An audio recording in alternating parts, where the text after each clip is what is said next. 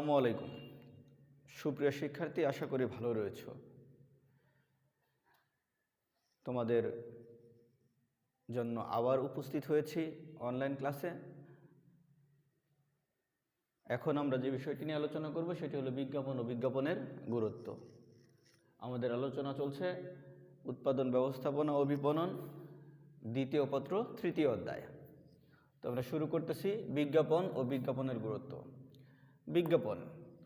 বিজ্ঞাপন মূলত বাংলা শব্দ, যার ইংরেজি প্রতিশব্দ হলো অ্যাডভার্টাইজিং। এই অ্যাডভার্টাইজিং হলো বিজ্ঞাপন। মূলত ল্যাটিন ওয়ার্ড অ্যাডভার্টায়ার, যার বাংলা প্রতিশব্দ হলো ঘোরানো। এই অ্যাডভার্টায়ার শব্দ থেকে মূলত অ্যাডভার্টাইজিং এই শব্দটির উৎপত্তি, যেটি বাংলা প্রতিশব্দ বিজ্ঞাপন নামে খ্যাত পরিচিত। এখানে আরেকটি মতামত রয়েছে যে এটিও ল্যাটিন ওয়ার্ড অ্যাড। এই অ্যাড শব্দের অর্থ সম্মুখ দিকে, আর ভার্টো এই শব্দটির অর্থ হলো আমি ঘুরি। এই দুটি শব্দের সহযোগে অ্যাডভার্টাইজিং শব্দটির উৎপত্তি, যেটি ইংরেজি শব্দ, যার বাংলা প্রতিশব্দ হলো বিজ্ঞাপন। এখন অ্যাড সম্মুখ দিকে, ভার্টো আমি ঘুরি, এই যে শব্দ দুটি, তাহলে সম্মুখ দিকে আমি ঘুরি যেটি অ্যাডভার্টাইজিং ইংরেজি শব্দ, আর বাংলা বলতেছি আমরা বিজ্ঞাপন। আর বিজ্ঞাপন দ্বারা যেটি বোঝানো হয় মূলত সেটি হলো যে সম্মুখ দিকে এই চারপাশে যারা অবস্থান করছে তাদেরকে নক করা, তাদেরকে একটি ধারণা দেওয়া, তাদের মাঝে কোনো একটা নিউজ পৌঁছে দেওয়া। সে দৃষ্টিকোণ থেকে আমরা এটা বলতে পারি যে শব্দটি যথার্থই।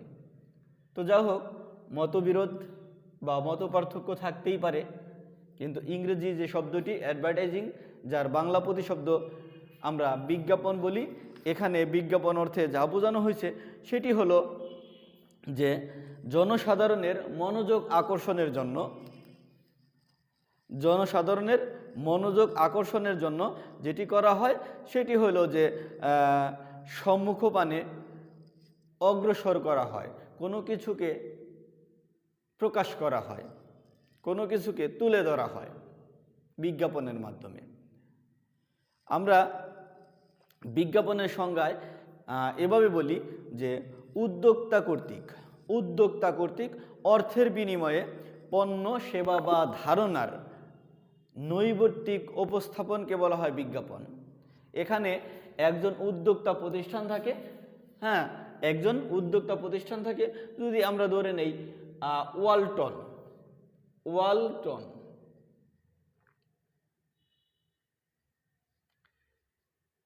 ওয়ালটন একটি প্রতিষ্ঠান, এটি হল উদ্যোক্তা প্রতিষ্ঠান।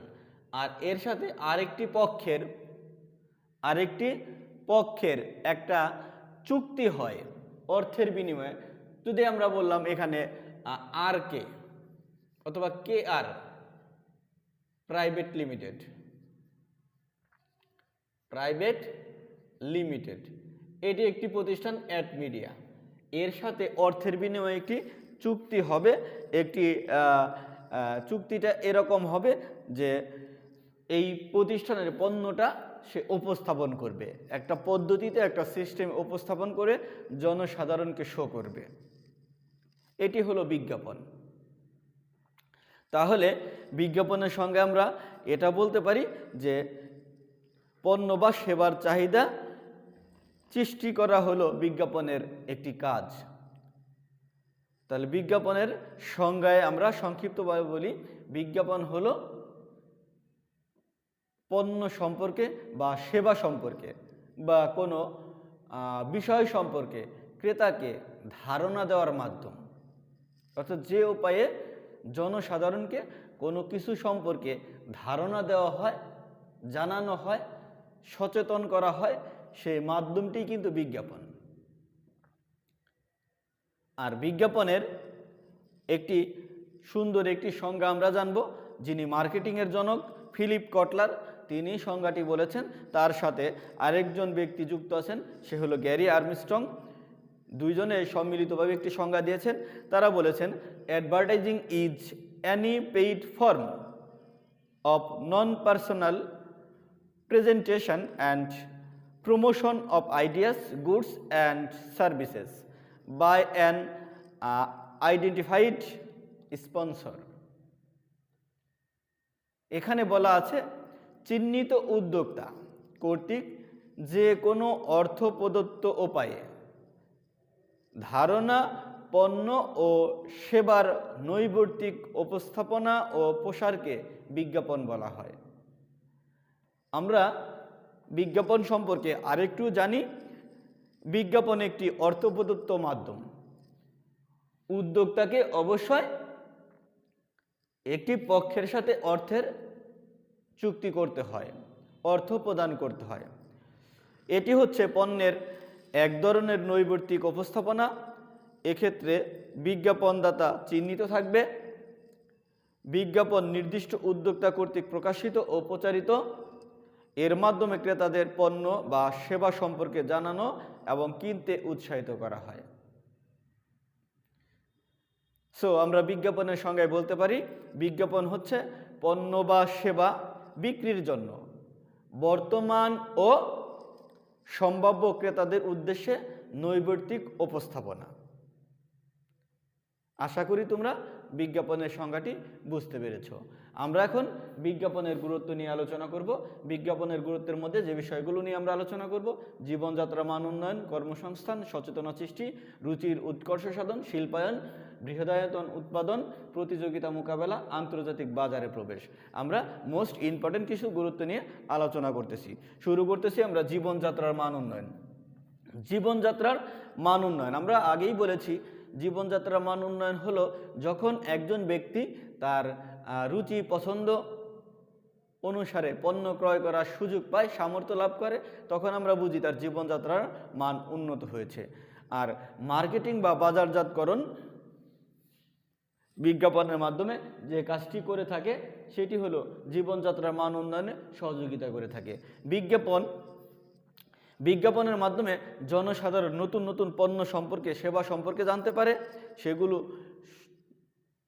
ক্রয়ের সুযোগ পায়, সেগুলো ক্রয়ে আগ্রহী হয়ে ওঠে, ফলে মানুষের যে চাহিদা প্রত্যাশা সেগুলো পূরণ হয়।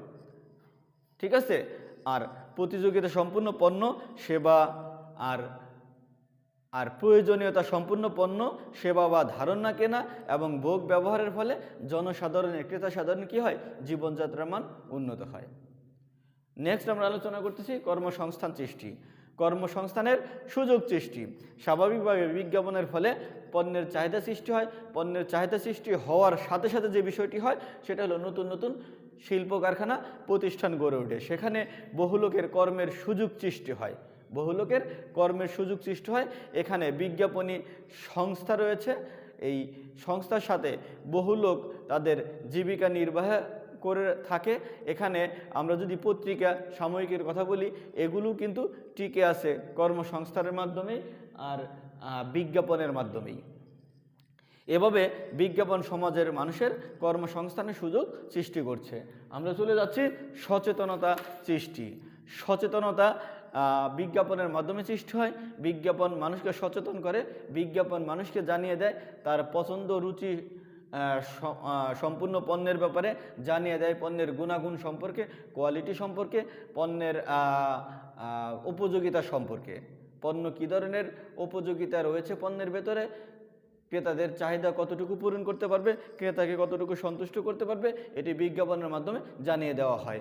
এজন্য এছাড়াও বিজ্ঞাপন আরও যে কাজগুলো করে থাকে সেই কাজগুলোর মধ্যে ধরো এরকম যে একটি গাছ কাটলে দুটি গাছ রোপণ করুন, আপনার শিশুকে টিকা দিন, ধূমপানে বিষ পান, এরকমভাবে সবার জন্য শিক্ষা কার্যক্রম।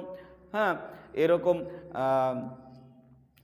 আরও যদি বলি আমরা, যেখানে সেখানে ময়লা ফেলবেন না, পলিথিন ব্যবহার বন্ধ করুন, এরকম সচেতনামূলক অনেক কিছুই বিজ্ঞাপনের মাধ্যমে চলে আসে। আশা করি তোমরা বিষয়টি বুঝতে পেরেছ। আমরা আলোচনা করব রুচির উৎকর্ষ সাধন। রুচি, মানুষের রুচি পছন্দ এগুলোর প্রতি অবশ্যই খেয়াল দিতে হয়, এগুলো অবশ্যই গুরুত্বপূর্ণ ব্যাপার। নতুন পণ্য মানেই রুচির পরিবর্তন, আর এ নতুন পণ্য এবং রুচিশীল পণ্য সম্পর্কে জনসাধারণকে বিজ্ঞাপনের মাধ্যমেই জানিয়ে দেওয়া হয়। বিজ্ঞাপনে এই সুযোগটা সৃষ্টি করে। রুচি সম্পন্ন পণ্য ব্যবহারের মাধ্যমে কোনো ভোক্তাদের, যেমন ভোক্তাদের রুচি পরিবর্তন হয়, তেমনি ভালো পণ্য ভোগের রুচিও বাড়িয়ে দেয়, ভোগের রুচিও বাড়িয়ে দেয়। আশা করি তোমরা বিষয়টি বুঝতে পেরেছ। আমরা আলোচনা করতেছি শিল্পায়ন।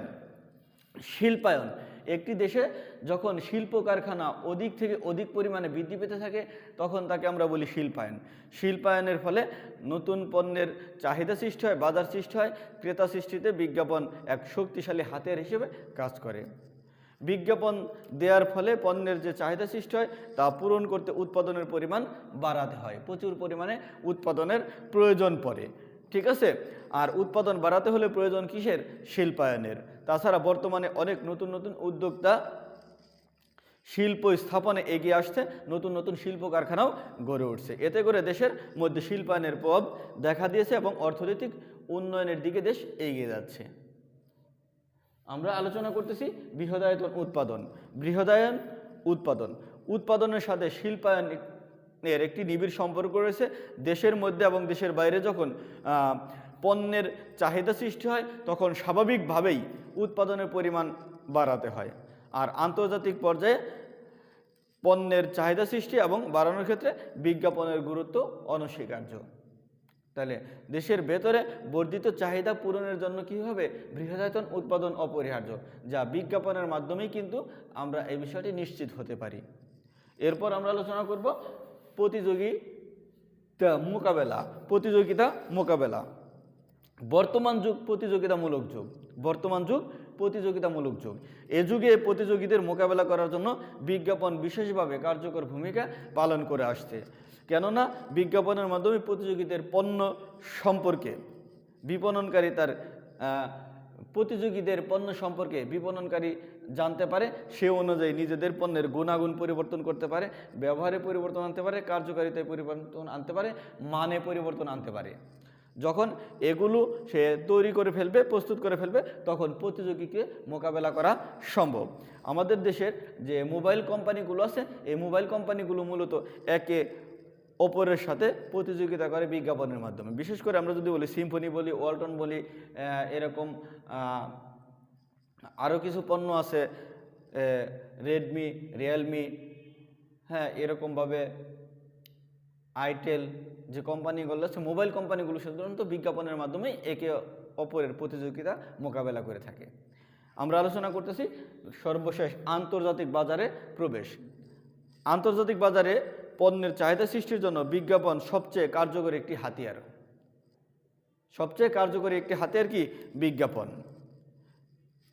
আন্তর্জাতিক বাজারে প্রবেশ করে পণ্য দ্রব্য বিক্রির মাধ্যমে প্রতিষ্ঠান বৈদেশিক মুদ্রা অর্জন করতে পারে, দেশের অর্থনৈতিক অবস্থাকে সুদৃঢ় করতে পারে, শক্তিশালী করতে পারে। আন্তর্জাতিক বাজারে প্রবেশের মাধ্যমে মূলত একটি পণ্য, একটি উৎপাদনকারী প্রতিষ্ঠান তাদের সফলতা পৌঁছাতে পারে। যখন আন্তর্জাতিক বাজার ধরতে পারবে তখন তাদের পণ্যের চাহিদা দিনকে দিন বেড়ে যাবে এবং উৎপাদন দিনকে দিন বেড়ে যাবে, বিক্রয় দিনকে দিন বেড়ে যাবে এবং প্রতিষ্ঠান সফলতার ধারপ্রান্তে পৌঁছে যাবে।